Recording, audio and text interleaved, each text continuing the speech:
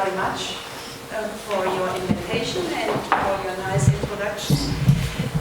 I very much appreciate the situation to present the concept of the House of European History to you. I would like to turn your attention now a little bit into the direction of the practice of public history,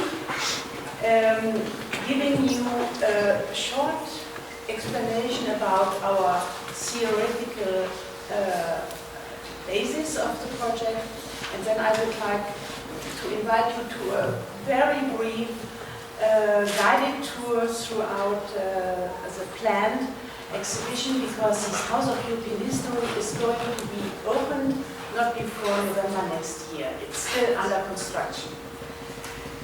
The House of European History is a project initiated by the European Parliament. What is our mission? We are all, I think also your generation, very much used to think in national frameworks. Our main purpose is to increase the knowledge on European history and to deepen the consciousness on transnational European experiences.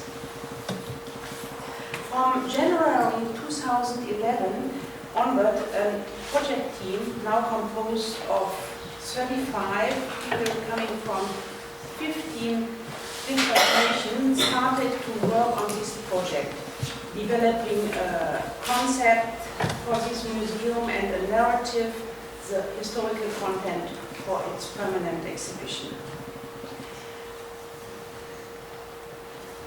The museum will be hosted in a historical building, the so-called Eastman building, a former dental clinic from the, as you can see here, from the 1930s, nicest art deco.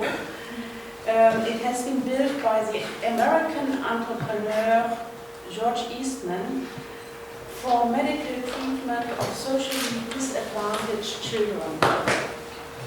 At the moment, the architects Chat et Morel from Paris are restoring and enlarging this building for our purposes.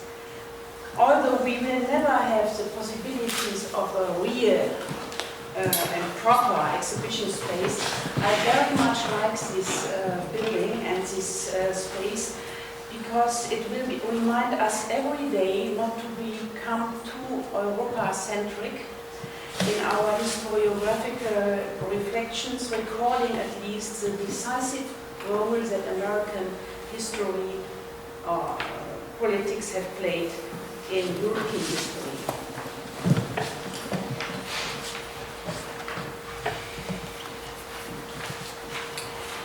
How did we start?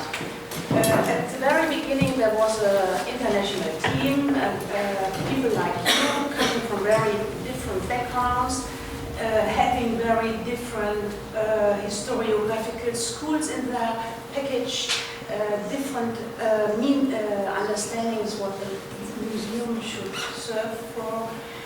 So first of all, we had to find a kind of common ground what we should do with this huge opportunity to build the first museum like this.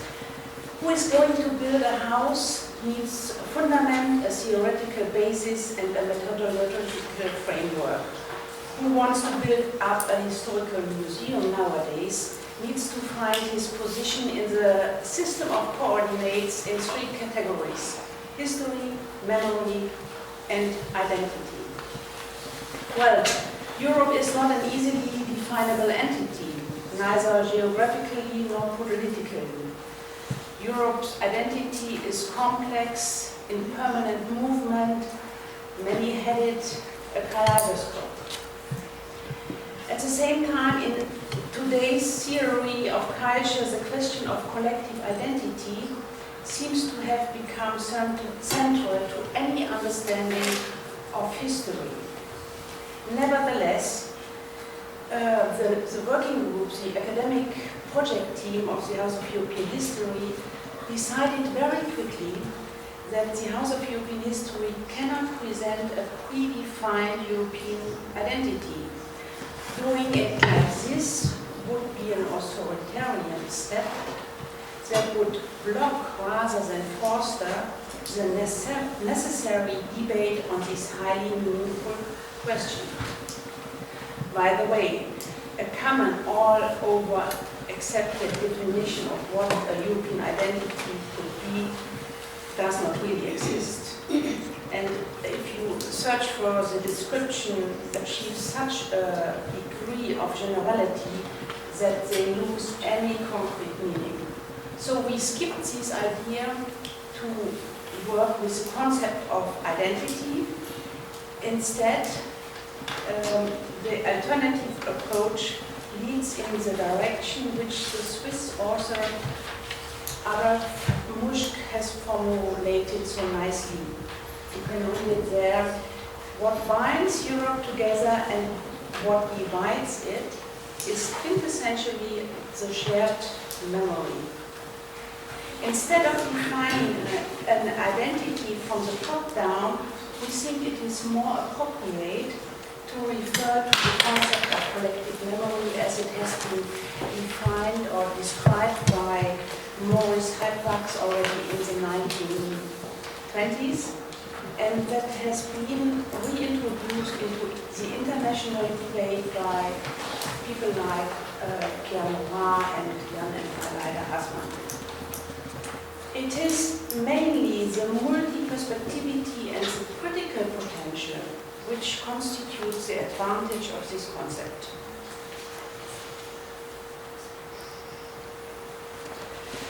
The House of European History is based on the idea that main events and key developments in European history which have become formative for the continent were transnational, even though they have been perceived, experienced in very, very different manners.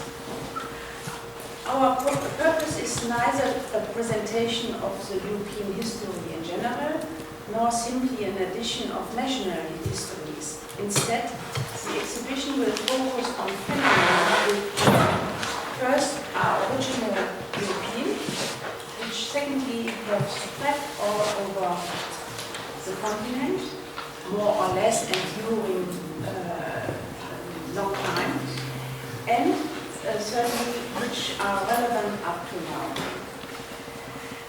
The presentation of these events and developments will provide a framework, a kind of framework in which the differences of experiences and interpretations can be exposed. So you see there is a combination of historiographical approach and dealing with different interpretations insofar introducing Greek perspective. We know this is not without risk. Gaps will emerge, which historians may criticize with very good reasons. We cannot show history as it was by no museological means. Any history is a construct. The House of European History wants to become a reservoir of European memory containing experiences and interpretations in all their diversity, contrasts and contradictions. The presentation of history will become rather ambivalent and heterogeneous than monochrome and affirmative.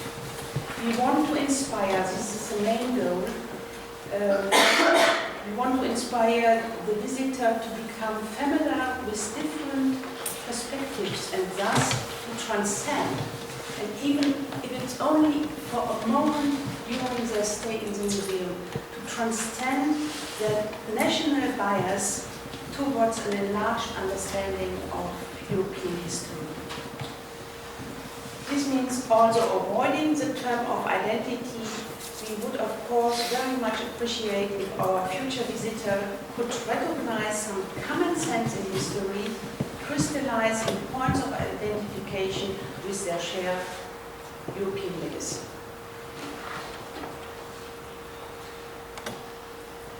Fundamentally, a museum is based on objects. As we haven't our own collection yet, we very much depend on loans. We expect around about 2,000 loans from 300 museums all over Europe. But we nevertheless have still started to build up our own collection. To give you some examples, gas mask from World War II, not a Picasso, but a sculpture from René Isché named Veronica, a euro already designed in 1971, and this is a ink blotter that was used at the signing ceremony of the Helsinki Final Act. Objects like these, and this is now the curator speaking in me, if they are contextualized by texts and other objects, can become a source of historical cognition and knowledge. Nevertheless, one should always accentuate that historical museums should open eyes. They cannot teach some certain truths. They teach, if ever, the complexity of the past and the complexity of understanding the past. That's the interior of our building that permits the presentation on 5 levels, altogether 4,000 square meters. That means this is a rather small museum. It's not a big one. The exhibition narrative concentrates on the 19th and 20th centuries, with particular attention to the European integration process after World War II.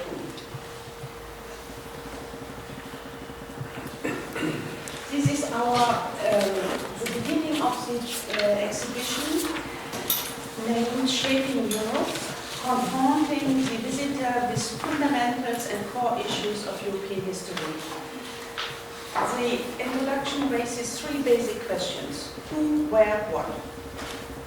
We start with the myth of Europa, the Phoenician princess who was wrought by Muse, who carried her to Crete.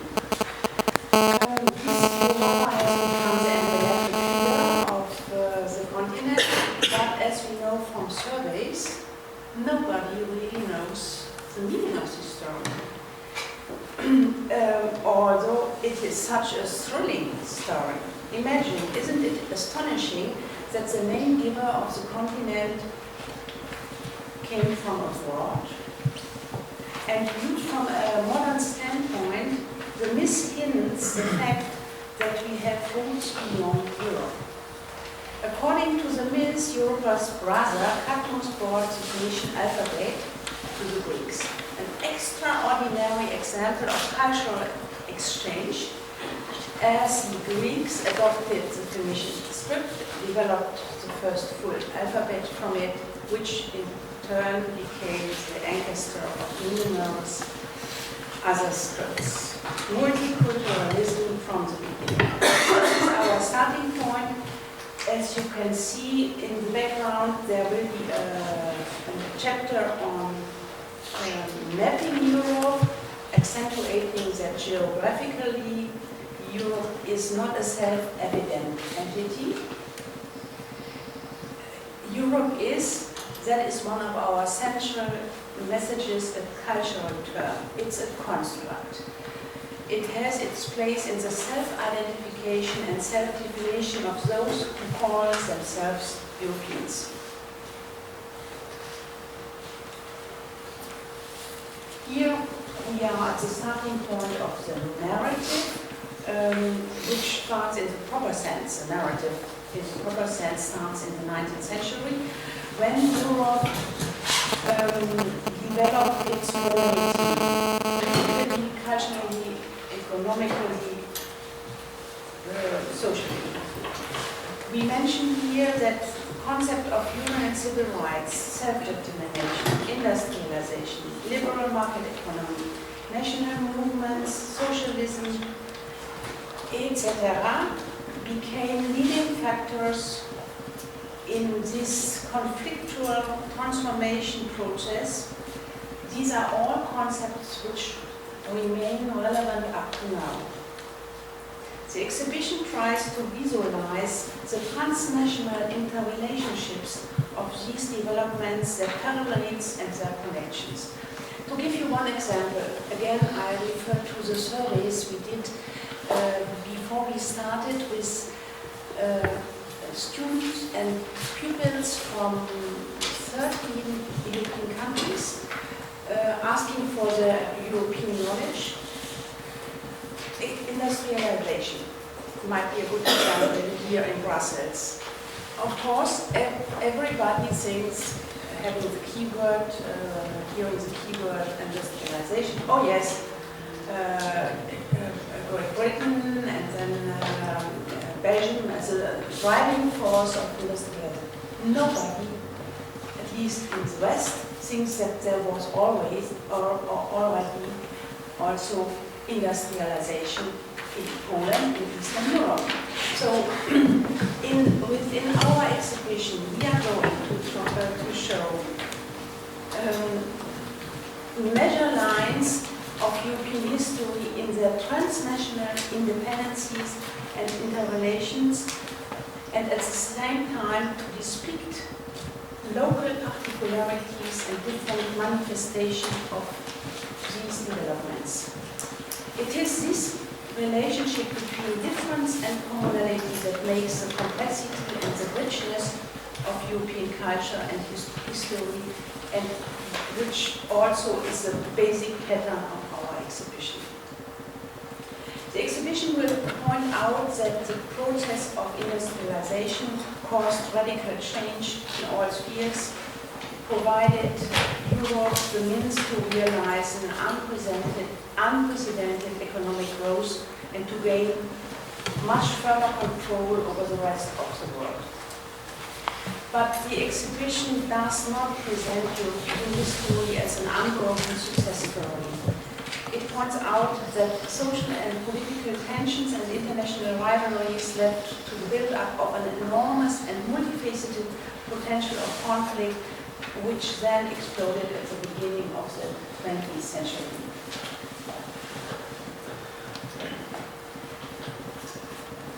The first part of the 20th century is presented as an age of catastrophe, shaken by two traumatic world wars, an economic crisis of unprecedented depth, and the decline of liberal democracy while totalitarianism advanced.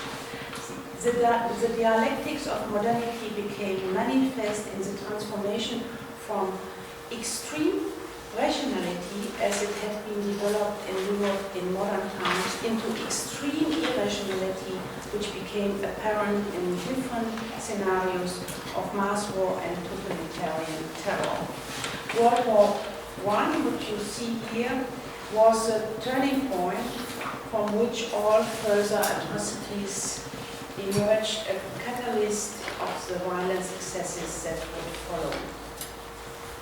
The exhibition will very much focus on the point that there was this rapid and extensive rise of parliamentarian democracy after World War I, but subject matter, the memory of the Shoah, which we regard as the beginning and the nucleus of European discourse of memory. We are going to document different strategies of justification and suppression, showing how the memory of the Shoah was put aside for a very long time. In the meantime, the recognition of the Shoah has become the negative reference point of European self-consciousness, a consciousness that cannot trust even its own humanistic traditions anymore. There will be later on, as you can see, the permanent exhibition is built up chronologically. There will be later on comparable part on the memory on the Stalinism and communist crimes. One core element of the permanent exhibition is, of course, the European integration after 1945, which marks another turning point in the history of the continent, preventing Western Europe from falling back into previous chauvinistic and aggressive mechanisms. The exhibition presents, that you can already see here, Europe in ruins, disempowered and divided between two opposing superpowers, the United States of America and the Soviet Union. The exhibition will point out that the European integration was the result of a long and painful learning process after the murderous experiences in the first half of the 20th century, and it was a child of the Cold War.